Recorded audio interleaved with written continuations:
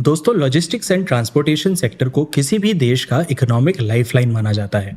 भारत का logistics sector लगभग 28 लाख करोड़ का है और ये 2029 तक 8.8% CAGR से बढ़ के 42 लाख करोड़ का हो सकता है। इस सेक्टर में अभी काफ़ी चेंजेस आ रहे हैं। अभी तक भारत के लॉजिस्टिक्स कंपनीज जैसे डिलीवरी, ई-कॉम एक्सप्रेस और शैडोफैक्स ग्रोथ चेस कर रहे थे, लेकिन अब कंपनीज अपना डायरेक्शन चेंज कर रहे हैं। वो प्रॉफिटेबिलिटी की तरफ जा रहे हैं। और इंटरेस्टिंगली, इंडिया पोस्ट जो सरकारी लॉजिस्टिक्स कंपनी है, उसने भी 24 आवर एंड 48 आवर्स का एक्सप्रेस डिलीवरी सर्विस लॉन्च कर दिया है। तो एक तरफ सेक्टर में कंपटीशन बढ़ रहा है और दूसरी तरफ कंपनीज प्रॉफिटेबली ग्रो करने की कोशिश कर रहे हैं। ये सब पढ़ के हमारे मन में कुछ सवाल हैं। लॉजिस्टिक्स सेक्टर काम कैसे करता है, कंपनीज का बिजनेस मॉडल क्या होता है, और ऐसे कौन से फैक्टर्स हैं जो इस सेक्टर में प्रॉफिटेबिलिटी इम्पैक्ट करते हैं। प्लस कंपनीज प्रॉफिटेबिलिटी अचीव करने के लिए क्या क्या स्ट्रैटेजीज यूज कर रहे हैं और इन सब की वजह से सेक्टर में कौन से ट्रेंड्स उभर कर आ रहे हैं। दोस्तों, welcome back to markets by Zerodha. मैं हूं शांतनु जैन और आज हम इन सारे सवालों का जवाब समझेंगे। वीडियो को हमने 3 पार्ट्स में डिवाइड किया है। पार्ट 1 में हम लॉजिस्टिक्स सेक्टर के बेसिक्स समझेंगे। ये समझेंगे कि आखिर एक पार्सल देश के एक शहर से दूसरे शहर तक पहुंचता कैसे है, इस सेक्टर में सेगमेंट्स क्या होते हैं और मेजर कॉस्ट्स क्या होते हैं। फिर पार्ट 2 में हम समझेंगे कि लॉजिस्टिक्स कंपनीज की प्रॉफिटेबिलिटी किन फैक्टर्स पे डिपेंड करती है। इससे हमें कंपनीज के फाइनेंशियल परफॉर्मेंस और स्ट्रैटेजीज भी समझ आ जाएंगे। फाइनली पार्ट 3 में हम इस सेक्टर के 3 बड़े ट्रेंड समझेंगे। शुरू करते हैं।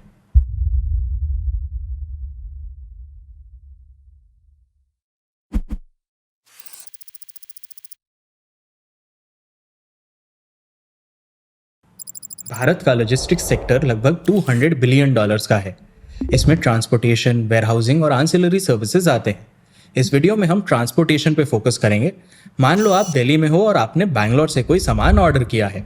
अब दिल्ली से बैंगलोर तक का सफ़र 3 तरह से तय किया जा सकता है: express parcel delivery, part truckload delivery और फुल ट्रकलोड डिलीवरी। सामान के वजन के हिसाब से लॉजिस्टिक्स का तरीका चुना जाता है। अगर वजन 40 kg से कम है तो एक्सप्रेस पार्सल डिलीवरी यूज़ होता है। एक्सप्रेस पार्सल डिलीवरी में बहुत सारे पार्सल्स को एक साथ ट्रांसपोर्ट किया जाता है। ये यूजुअली ई-कॉमर्स ऑर्डर्स के लिए होता है और डिलीवरी 3 से 4 दिन में हो जाती है। 2000 kg तक के सामान के लिए पार्ट ट्रकलोड या PTL डिलीवरी किया जाता है। इसमें भी मल्टीपल पार्सल्स को एक साथ ट्रांसपोर्ट किया जाता है।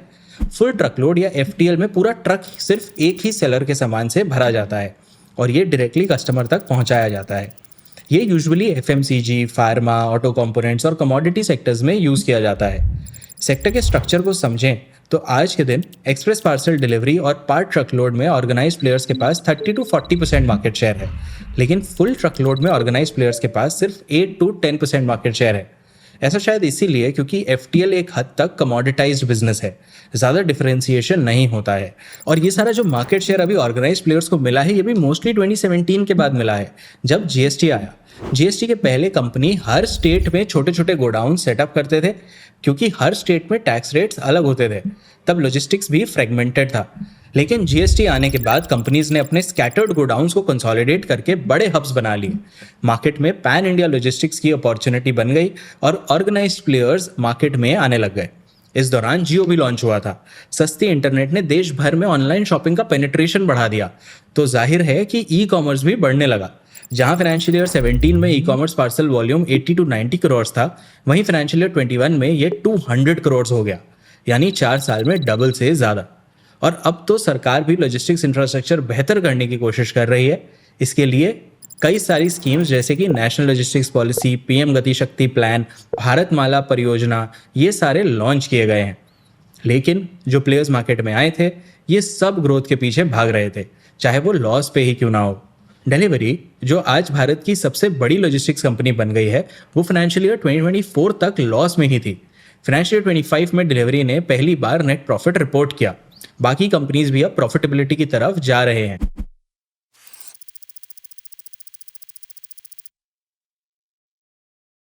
दोस्तों, जब हमने भारत के लिस्टेड लॉजिस्टिक्स कंपनी के फाइनेंशियल परफॉर्मेंस को एनालाइज किया, तो हमें समझ आया कि इस सेक्टर में प्रॉफिटेबिलिटी 2 मेजर फैक्टर्स पे डिपेंड करता है: रेवेन्यू मिक्स और नेटवर्क डेंसिटी। यहाँ पे हम फोकस ज़्यादातर कर रहे हैं कि रेवेन्यू मैक्सिमाइजेशन कैसे हो और उससे प्रॉफिटेबिलिटी कैसे आए। प्रॉफिटेबिलिटी को ऑफकोर्स कॉस्ट भी इम्पैक्ट करते हैं और ऑपरेशनल कॉस्ट में इनके लिए फ्यूल कॉस्ट वगैरह भी बहुत हाई होता है। उन सब के बारे में भी हम आगे डिस्कस करेंगे। अभी हमने इन रेवेन्यू रिलेटेड फैक्टर्स को डिटेल में समझने के लिए ये टेबल बनाया है। इसमें मेजर लॉजिस्टिक कंपनीज किस सेगमेंट में प्रेजेंट हैं ये आपको दिखेगा। फिर आपको उनका रेवेन्यू, इबिटा मार्जिन और पैट मार्जिन क्या है ये भी दिखेगा। आप इसका स्क्रीनशॉट ले लो। एक बात नोट करना, हमने इस वीडियो में ज़्यादातर रोड लॉजिस्टिक्स पे ही फोकस किया है, इसलिए हम कुछ कंपनीज की ही बात करेंगे। एयर और वाटर का इंफ्रास्ट्रक्चर पूरा अलग होता है, तो उसे हम अलग वीडियो में किसी में डिस्कस कर लेंगे। चलिए अब पहले रेवेन्यू मिक्स समझते हैं और ये समझते हैं कि रेवेन्यू मिक्स चेंज होने से प्रॉफिटेबिलिटी कैसे इंपैक्ट हो जाती है। जैसा मैंने बताया, लॉजिस्टिक्स ट्रांसपोर्टेशन में बहुत सारे सेगमेंट्स हैं। Express parcel, part truckload, full truckload, less than truckload, quick commerce, air express और क्रॉस बॉर्डर सर्विसेज। हर सेगमेंट की प्रॉफिटेबिलिटी अलग है। जहां एयर एक्सप्रेस और क्रॉस बॉर्डर लॉजिस्टिक्स में मार्जिन ज़्यादा होते हैं, वहीं एक्सप्रेस पार्सल डिलीवरी में मार्जिन बहुत कम होते हैं। ऐसा क्यों? देखो, एयर एक्सप्रेस में मार्जिन ज़्यादा होने के दो मेजर रीजंस हैं। पहला, इस सेगमेंट में कंपनीज के पास प्राइसिंग पावर ज़्यादा होती है। एयर एक्सप्रेस के स्पीड और कन्वीनियंस के लिए कस्टमर्स प्रीमियम देने को तैयार होते हैं और इस सेगमेंट में बैरियर टू एंट्री भी हाई होता है। एयर नेटवर्क बनाने के लिए एयरक्राफ्ट, एयरपोर्ट स्लॉट्स, रिपेयर और ऑपरेशंस, ये सारी फैसिलिटीज़ चाहिए होती हैं। अब एयर सर्विसेज में हाई मार्जिन का दूसरा रीज़न है कि एयर एक्सप्रेस में रिटर्न्स ऑलमोस्ट ना के बराबर होते हैं। शायद इसीलिए फाइनेंशियल ईयर 25 में ब्लू डार्ट का इबिडा मार्जिन डिलीवरी के इबिडा मार्जिन से कहीं ज़्यादा था, 16% एज कम्पेयर टू डिलीवरी का 4%। जहां ब्लू डार्ट का मेजर फोकस एयर एक्सप्रेस पे है, वहीं डिलीवरी का एयर एक्सप्रेस कॉन्ट्रीब्यूशन सिर्फ 0.4% है। डिलीवरी सबसे ज़्यादा रेवेन्यू लगभग 60% एक्सप्रेस पार्सल डिलीवरी से कमाता है और एक्सप्रेस डिलीवरी में रिटर्न्स एक बहुत बड़ा चैलेंज है। हर चौथा ऑर्डर रिटर्न हो जाता है, तो एक्सप्रेस पार्सल डिलीवरी में रेवेन्यू पर शिपमेंट कम होता है। फाइनेंशियल ईयर 25 में डिलीवरी का रेवेन्यू पर शिपमेंट सिर्फ 71 रुपीज़ था as compare to Blue Dart का 152 रुपीज़। और जेपी मॉर्गन के एक रिपोर्ट के हिसाब से फाइनेंशियल ईयर 26 में डिलीवरी का रेवेन्यू पर शिपमेंट और गिर के 67 रुपीज़ हो सकता है। ऐसा क्यों? देखो, डिलीवरी ने अप्रैल 2025 में ई-कॉम एक्सप्रेस नाम के एक एक्सप्रेस लॉजिस्टिक्स कंपनी को अक्वायर किया था। ई-कॉम एक्सप्रेस भारत का इकलौता pure play B2C e commerce logistics company है। फाइनेंशियल ईयर 14 से लेकर फाइनेंशियल ईयर 24 तक ई-कॉम एक्सप्रेस ने 200 करोड़ शिपमेंट्स हैंडल किया था across 3400 delivery centres and 43,000 delivery executives. E-com express ने अगस्त 2024 में पब्लिक जाने के लिए अपना DRHP भी निकाला, लेकिन 2025 आते आते कंपनी स्ट्रगल करने लगी और अल्टीमेटली अपना IPO प्लान उन्होंने विदड्रॉ कर लिया और डिलीवरी ने इस स्ट्रगलिंग कंपनी को डिस्ट्रेस सेल में अक्वायर कर लिया। इस एक्विजिशन से डिलीवरी का नेटवर्क और वॉल्यूम तो बढ़ जाएगा, लेकिन ध्यान रहे कि ई कॉमर्स एक्सप्रेस डिलीवरीज करता है, यानी लो वैल्यू लो मार्जिन वाले डिलीवरीज, प्लस इसमें प्रोडक्ट रिटर्न्स भी हायर होते हैं, जिसकी वजह से उनके ओवरऑल मार्जिन और कम हो जाते हैं। तो जाहिर है कि इस एक्विजिशन से फ्यूचर में डिलीवरी का एवरेज रेवेन्यू पर शिपमेंट गिर सकता है। शायद इसीलिए अब डिलीवरी अपना पार्ट ट्रकलोड या PTL सेगमेंट बढ़ाने की कोशिश कर रहा है। फाइनेंशियल ईयर 21 में डिलीवरी का PTL रेवेन्यू कंट्रीब्यूशन 11% था, जो फाइनेंशियल ईयर 25 तक आते आते 21% हो गया। डिलीवरी के मैनेजमेंट ने Q3 फाइनेंशियल ईयर 26 के कॉन कॉल में भी ये बताया कि कंपनी का PTL सेगमेंट एक्सप्रेस सेगमेंट से ज़्यादा तेज़ी से बढ़ रहा है। जहां PTL सेगमेंट 25% से ईयर ऑन ईयर बढ़ रहा है, एक्सप्रेस सिर्फ 5% से बढ़ रहा है। लेकिन PTL में मार्जिन ज़्यादा क्यों है? देखो, PTL में कस्टमर्स अक्सर बिजनेसेस होते हैं और पार्सल का वजन एक्सप्रेस डिलीवरी से ज़्यादा होता है, तो प्राइसिंग पावर भी ज़्यादा होती है और रिटर्न्स कम होते हैं। और सबसे इंपॉर्टेंट, PTL लॉजिस्टिक्स और एक्सप्रेस पार्सल लॉजिस्टिक्स का नेटवर्क इंफ्रास्ट्रक्चर लगभग सेम है, तो PTL में सेम इंफ्रास्ट्रक्चर कॉस्ट पे ज़्यादा मार्जिन कमाया जा सकता है। क्विक कॉमर्स की बात करें तो वो सबसे लो मार्जिन वाले सेगमेंट है। प्लस क्विक कॉमर्स के लॉजिस्टिक्स चैलेंजेस तो हम सब जानते हैं, high speed, low order values, दिन के हजारों डिलीवरीज, ये सारे फैक्टर्स क्विक कॉमर्स की प्रॉफिटेबिलिटी को कम कर देते हैं। शायद इसीलिए शैडोफैक्स की लोएस्ट प्रॉफिटेबिलिटी है among all other peers. Shadowfax Jan 2026 में ही लिस्ट हुआ था। फाइनेंशियल ईयर 25 में शैडोफैक्स का पैट मार्जिन सिर्फ 0.1% था। आज के दिन शैडोफैक्स सिर्फ एक्सप्रेस और क्विक कॉमर्स लॉजिस्टिक्स में ऑपरेट करता है। दोनों ही B2C सेगमेंट्स है with low order values and high returns. इस टेबल में हमने सारे लॉजिस्टिक्स सेगमेंट के कस्टमर टाइप्स और मार्जिन प्रोफाइल्स को समराइज किया है। आप इसका स्क्रीनशॉट ले लो। आई होप अब आपको आइडिया लग गया होगा कि कैसे इस सेक्टर में कौन से सेगमेंट्स ज़्यादा मार्जिन वाले हैं एंड कौन से कम मार्जिन वाले। अब दूसरे फैक्टर पे आ जाते हैं जिस पे लॉजिस्टिक्स कंपनी की प्रॉफिटेबिलिटी डिपेंड करती है। पहली क्या थी? रेवेन्यू मिक्स, जो अपन ने डिस्कस किया। लॉजिस्टिक्स कंपनीज की नेटवर्क डेंसिटी वो दूसरा फैक्टर है जिस पे डिपेंड करता है कि उनकी प्रॉफिटेबिलिटी कैसी होगी। नेटवर्क डेंसिटी मतलब कंपनी के जो ट्रक्स हैं वो कितना कम ट्रैवल करके, या ट्रक्स नहीं हो तो और भी जो भी व्हीकल्स हैं या जो भी उनके राइडर्स हैं वो कितना कम ट्रैवल करके कितना ज़्यादा वैल्यू क्रिएट कर सकते हैं। आसान भाषा में, अगर एक 500 केजी कैपेसिटी वाले ट्रक में 5 केजी माल जाए या 500 केजी माल जाए, ट्रक के ट्रैवल वगैरह का कॉस्ट तो सेम ही लगेगा, ड्राइवर का कॉस्ट तो सेम ही लगेगा। तो जितना ज़्यादा आप कैपेसिटी यूटिलाइजेशन सोटू से कर पाओगे एक ट्रक का या एक कंपोनेंट का या एक लेग का, आप उतना ज़्यादा वैल्यू एक्सट्रैक्ट कर पाओगे। और इसीलिए नेटवर्क डेंसिटी इंपॉर्टेंट हो जाती है कि भाई एक ही जगह से बहुत सारा डिमांड आ रहा है और वहीं जाके एक बार में बहुत सारी डिलीवरीज करनी है, या एक ही जगह से एग्रीगेट एटलीस्ट हो रहा है। पॉइंट टू पॉइंट अगर अपन पिक ड्रॉप करते हैं तो इसमें मार्जिन्स कम होते जाते हैं, बट अगर अपन pick and drop and in very clustered and close locations करते हैं तो इसमें मार्जिन्स बढ़ता जाता है। अब देखो, लॉजिस्टिक्स कंपनीज के लिए इंफ्रास्ट्रक्चर बिल्ड करना अक्सर फिक्स्ड कॉस्ट है। Trucks, hubs, sorting centres, technology, ये सब फिक्स्ड कॉस्ट है। नेटवर्क 60% कैपेसिटी पे चले या 90%, ये कॉस्ट मोस्टली सेम रहता है। एज अ रिजल्ट, अगर एक लॉजिस्टिक्स कंपनी का वॉल्यूम बिना इंक्रीमेंटल इंफ्रा सेटअप के बढ़ता है तो ये उनकी प्रॉफिटेबिलिटी भी बढ़ा सकता है। इसे हम टेक्निकली ऑपरेटिंग लेवरेज कहते हैं। जब हाई फिक्स कॉस्ट की वजह से इंक्रीमेंटल रेवेन्यू डायरेक्टली प्रॉफिट में कन्वर्ट होता है तो हम कहते हैं ऑपरेटिंग लेवरेज हाई है। डिलीवरी का एग्जाम्पल लेते हैं। डिलीवरी का सबसे बड़ा कॉस्ट लगभग 73% of revenue from operations, freight, handling और सर्विसिंग कॉस्ट है। आज के दिन डिलीवरी के पास महाराष्ट्र, बैंगलोर और हरियाणा में मेगा गेटवेज हैं, 45 ऑटोमेटेड सॉर्टिंग सेंटर्स हैं, 85 फुलफिलमेंट सेंटर्स हैं और 118 सर्विस सेंटर्स हैं। तो उनका नेटवर्क बना हुआ है।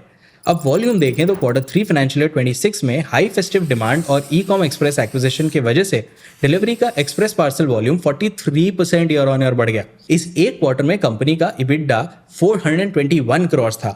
ये पूरे फाइनेंशियल ईयर 2025 के इबिडा से 12% ज़्यादा था।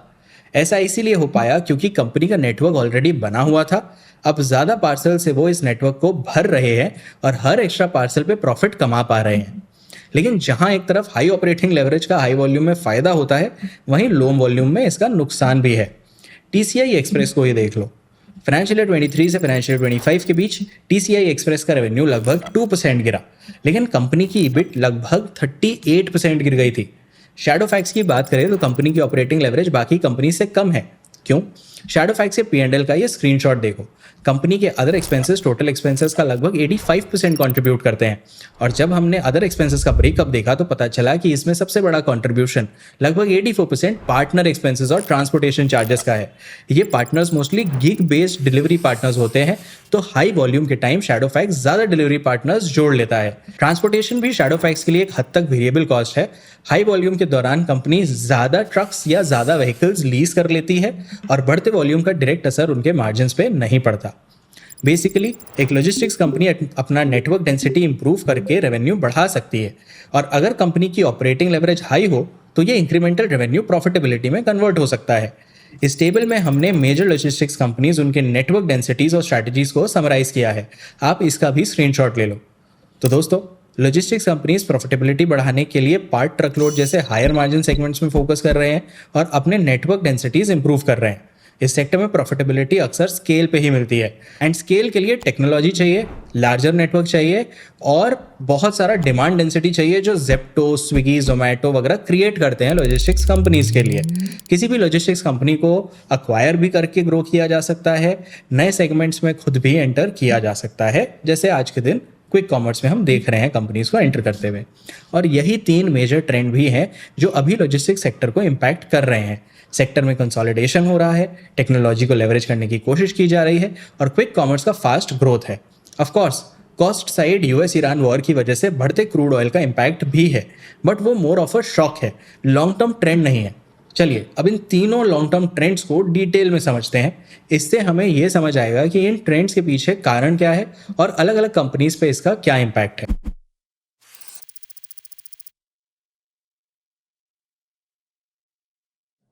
पहला ट्रेंड, कंसोलिडेशन।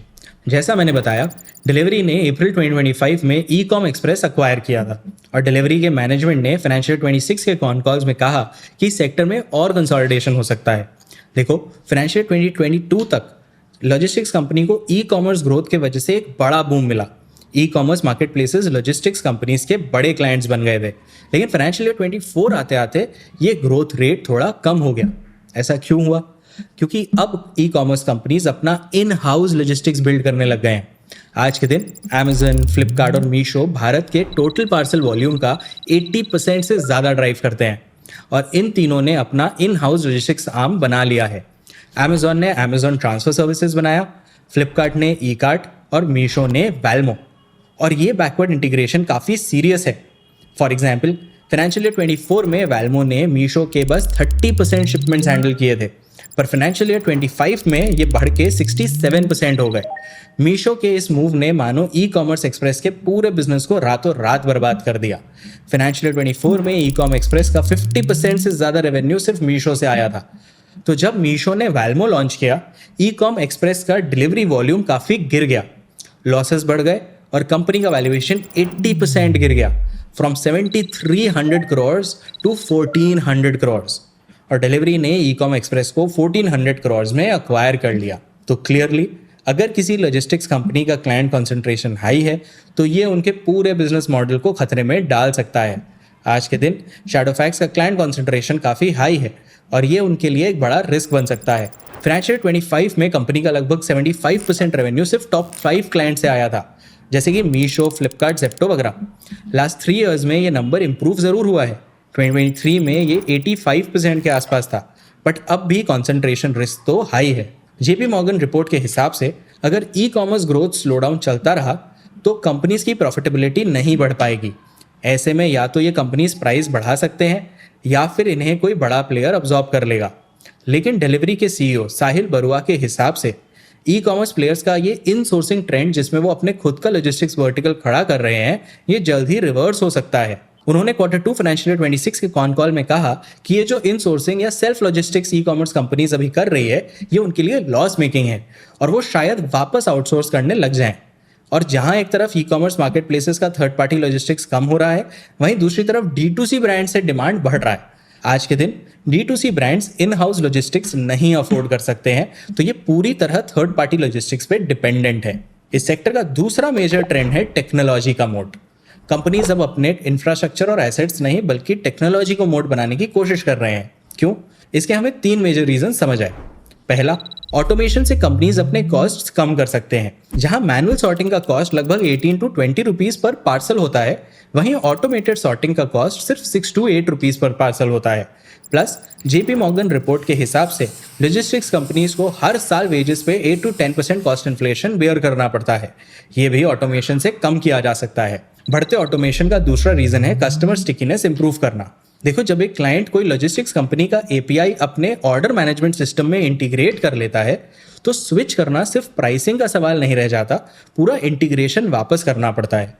तो अगर एक लॉजिस्टिक्स कंपनी का टेक स्टैक स्मूथ है, मजबूत है, तो क्लाइंट इजीली स्विच नहीं करना चाहेगा। तीसरा रीजन कि ये सारी कंपनीज टेक्नोलॉजी पे फोकस कर रही हैं, मोड बनाने की कोशिश कर रही हैं, वो है रूट ऑप्टिमाइजेशन और higher efficiency at scale. Technology और एआई यूज करके कंपनीज अपने रूट्स ऑप्टिमाइज करने की कोशिश कर रहे हैं ताकि उनका एफिशिएंसी बढ़े और वो इकोनॉमीज ऑफ स्केल अचीव कर पाएं। और इस बेहतर टेक्नोलॉजी से कंपनीज एक और ग्रोइंग मार्केट पे कैपिटलाइज कर सकते हैं, वो है क्विक कॉमर्स। यही है इस सेक्टर का तीसरा ट्रेंड। भारत के ऑनलाइन रिटेल मार्केट में क्विक कॉमर्स सबसे तेजी से बढ़ रहा है। जहां online retail market financial year 25 से फाइनेंशियल ईयर 30 तक 20 to 25% CAGR से बढ़ सकता है, क्विक कॉमर्स इस दौरान 50 to 62% CAGR से बढ़ सकता है। अभी क्विक कॉमर्स में थर्ड पार्टी लॉजिस्टिक्स का शेयर सिर्फ 12% है, लेकिन जेपी मॉर्गन के एस्टिमेट के हिसाब से फाइनेंशियल ईयर 28 तक ये 14 to 18% हो सकता है। आज के दिन शैडोफैक्स क्विक कॉमर्स सेगमेंट का मार्केट लीडर है। डिलीवरी ने भी 2 आवर डिलीवरी के लिए डिलीवरी रैपिड लॉन्च किया है और सिर्फ टियर 1 सिटीज़ ही नहीं, ई कॉमर्स पेनिट्रेशन टियर 2 और टियर 3 सिटीज़ में भी बढ़ रहा है। जहां फाइनेंशियल ईयर 21 में ई कॉमर्स में टियर 2 सिटीज़ का शेयर 42% था, वहीं फाइनेंशियल ईयर 24 तक ये 56% हो गया। तो जाहिर है कि यहाँ भी लॉजिस्टिक्स कंपनीज एक्सपैंड कर रहे हैं। जैसे डिलीवरी ने हाल ही में लखनऊ में एक हब लॉन्च किया है। TCI एक्सप्रेस भी टियर 2 कस्टमर्स के लिए ब्रांचेस एक्सपैंड कर रहा है। लेकिन छोटे शहरों में अभी लॉजिस्टिक्स इंफ्रास्ट्रक्चर पे बहुत काम बचा हुआ है। सड़कें कच्ची हैं, कनेक्टिविटी इश्यूज हैं और लो नेटवर्क डेंसिटी की वजह से last mile delivery cost high होते हैं। प्लस यहाँ लॉजिस्टिक्स कंपनी को इंडिया पोस्ट भी टक्कर दे रहा है। आज के दिन इंडिया पोस्ट के पास देश भर में लगभग 1.64 लाख पोस्ट ऑफिसेज हैं और इसका 90% रूरल एरियाज में है। और अब तो इंडिया पोस्ट ने 6 मेट्रो सिटीज़ में 24 आवर और 48 आवर स्पीड पोस्ट सर्विस भी लॉन्च किया है। इंडिया पोस्ट अभी शायद मॉडर्न लॉजिस्टिक्स कंपनीज जितना टेक सेवी ना हो, लेकिन ये अपने वाइड नेटवर्क से मार्केट कैप्चर कर सकता है। तो क्या कंपनीज को केपेक्स करके और एक्सपैंड करना चाहिए? जेपी मॉर्गन रिपोर्ट के हिसाब से लॉजिस्टिक्स सेक्टर में अभी तक उतना केपेक्स नहीं हुआ है जितना होना चाहिए था। डिलीवरी का केपेक्स पूरे सेक्टर में हाईएस्ट है, लगभग 56% ऑफ टोटल सेक्टर केपेक्स। लेकिन अब डिलीवरी का capex as percentage of revenue from operations भी कम हो रहा है एंड वो ऑब्वियस सी बात है, जैसे जैसे उसकी रेवेन्यू बढ़ती जाएगी उसको और इंक्रीमेंटल इन्वेस्टमेंट्स की नीड नहीं है, बल्कि जो उन्होंने इन्वेस्टमेंट्स कर रखा है उसमें जब नेटवर्क डेंसिटी का इफेक्ट आएगा तो रेवेन्यू ऑफ कोर्स बढ़ना होगा। देख के तो ऐसा लग रहा है कि अब कंपनीज और लॉस नहीं इनकर करना चाहती है, उनकी P&L देख के तो यही समझ आ रहा है। ग्रोथ और प्रॉफिटेबिलिटी के बीच एक बैलेंस बना के चलना अब इन कंपनीज की मजबूरी हो गई है। दोस्तों, आई होप अब आपको भारत के लॉजिस्टिक्स सेक्टर का बेसिक आइडिया लग गया होगा। अभी तक इस सेक्टर में कंपनीज ग्रोथ पे फोकस कर रहे थे, लेकिन अब लग रहा है कि वो प्रॉफिटेबिलिटी की तरफ बढ़ रहे हैं। इसके लिए कंपनीज अपना रेवेन्यू मिक्स और नेटवर्क डेंसिटी इंप्रूव कर रहे हैं। लॉजिस्टिक्स सेक्टर में हमें 3 और मेजर जो ट्रेंड समझ आए हमने आपके साथ शेयर किया। क्या थे ये? पहला, ई कॉमर्स कंपनीज अब इन हाउस लॉजिस्टिक्स ऑफर कर रहे हैं, जिसकी वजह से लॉजिस्टिक्स कंपनीज के लिए रिस्क बढ़ रहा है। एज अ रिजल्ट बड़े प्लेयर्स छोटे प्लेयर्स को अक्वायर करते हुए दिख रहे हैं। दूसरा, कंपनीज टेक्नोलॉजी लेवरेज करके एफिशिएंसीज क्रिएट करने की कोशिश कर रहे हैं, जिससे कि अल्टीमेटली मार्जिन्स इंप्रूव हो। और तीसरा, क्विक कॉमर्स का ग्रोथ इनके लिए नई अपॉर्चुनिटीज क्रिएट कर रहा है। दोस्तों, अगर देखा जाए तो जोमैटो, स्विगी, जेप्टो ये सारे कंपनीज एक तरह से लॉजिस्टिक्स कंपनीज भी हैं। इनको रूट्स ऑप्टिमाइज करके जल्दी से जल्दी पार्सल डिलीवर करना है। और इन सारी कंपनीज ने including Shadowfax, e commerce express वगैरह ने बहुत सारा एम्प्लॉयमेंट भी जनरेट किया है। बहुत सारे यंग लोग आज के दिन ये डिलीवरी लॉजिस्टिक्स वाला रास्ता चुन रहे हैं। इसी के साथ साथ ऑन द टॉप अगर आप रैपिडो जैसे कंपनीज को देखो तो उन्होंने मोबिलिटी के लिए भी सॉल्व करना शुरू कर दिया है। तो इस लॉजिस्टिक्स सेक्टर को अपने को रूट ऑप्टिमाइजेशन सेक्टर की तरह देखना होगा और वो एक जो राइडर या एक ट्रक या एक जो व्हीकल जा रही है उस पर और क्या क्या जा सकता है और क्या क्या प्रोडक्ट्स जा सकते हैं और क्या क्या सर्विसेज जा सकती हैं, ये भी देखना होगा, ताकि at the end of the day जो ये केपेक्स कर रही हैं इतनी सारी डिफरेंट कंपनीज, ये उस पर एक इंक्रीमेंटल ROI जनरेट कर पाए और रेवेन्यू कमा पाए। ये तभी होगा जब नेटवर्क डेंसिटी बढ़ेगी, डिमांड डेंसिटी बढ़ेगी। डिमांड डेंसिटी कैसे बढ़ेगी? जैसे जैसे इनकम बढ़ेगी। इन इट सेल्फ ये इकोनॉमी में एक बूस्टर का काम कर सकती है। देखो, आपको ये सब सुन के समझ में आ गया होगा कि लॉजिस्टिक्स सेक्टर बहुत बड़ा है। अलग अलग कंपनीज के अलग अलग इंफ्रास्ट्रक्चर मॉडल्स हैं, अलग स्ट्रैटेजीज हैं। इस वीडियो से हमने कोशिश की है कि आपको लॉजिस्टिक्स सेक्टर की बेसिक अंडरस्टैंडिंग हो जाए और आप ये समझ जाएं कि एक लॉजिस्टिक्स कंपनी को एनालाइज कैसे करना है जो लिस्टेड है। वीडियो इन्फॉर्मेटिव लगा तो लाइक और शेयर कर देना। हम और कौन से सेक्टर्स पे वीडियो बनाएं ये भी कमेंट्स में ज़रूर बता देना। अगर आप चैनल पे नए हो तो सब्सक्राइब भी कर लेना। मैं हूं शांतनु जैन और मैं हर सैटरडे एक सेक्टर पे डिटेल वीडियो लाता हूं और बहुत सारे अलग थीम्स और ट्रेंड्स पे भी वीडियो लाता रहता हूं। आज के लिए इतना ही, मिलता हूं आपसे अगले वीडियो में।